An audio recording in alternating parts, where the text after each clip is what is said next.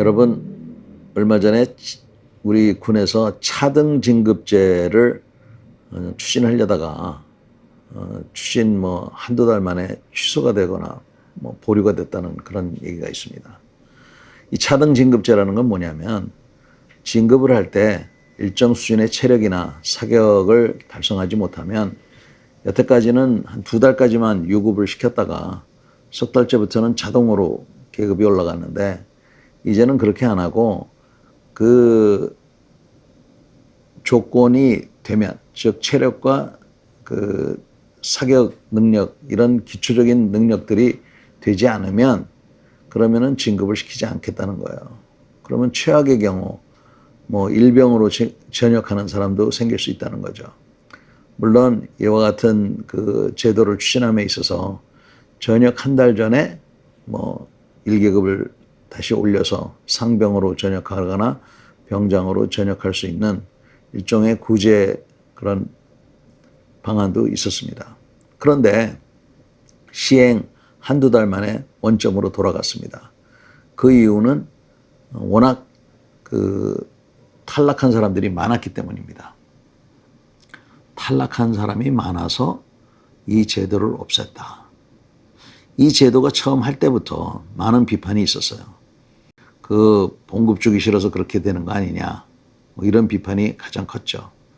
그 다음에 오기 싫은 사람들 잡아다 놓고 진급도 안 시키느냐, 이런 얘기도 있었습니다.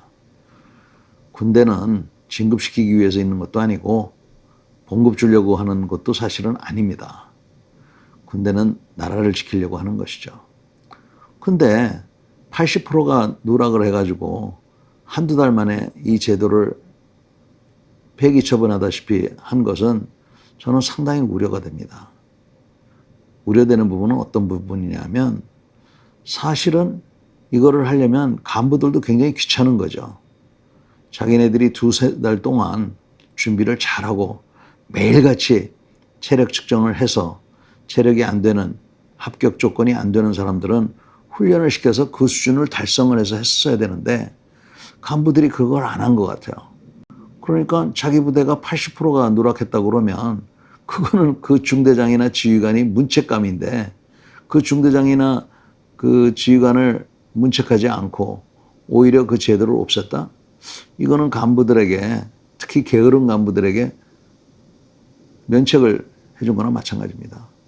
그리고 이 기초체력이라는 게 도대체 얼마나 높길래 그렇게 많은 사람들이 통과를 못했을까요?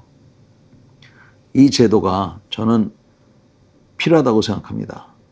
따라서 각 부대는 앞으로 3개월이고 4개월이고 이 체력 측정과 사격 기준에 맞게 자기가 데리고 있는 전투원들을 전투원으로 양성을 해서 이 합격률을 높이고, 그리고 합격을 못하는 사람은 진급을 안 시키고, 이렇게 해야 된다고 봅니다. 강한 군대 말로 되는 것이 아닙니다. 훈련이 반드시 수반이 되어야 되고, 그 훈련을 하기 위해서는 기초 체력이 되어야 됩니다. 기초 전투력이 되어야 되고요.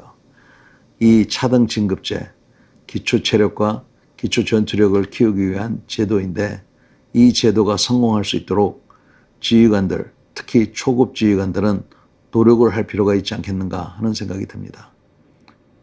여러분들은 생각이 어떠신가요? 이 문제에 대해서 관심을 가져주시기 바랍니다.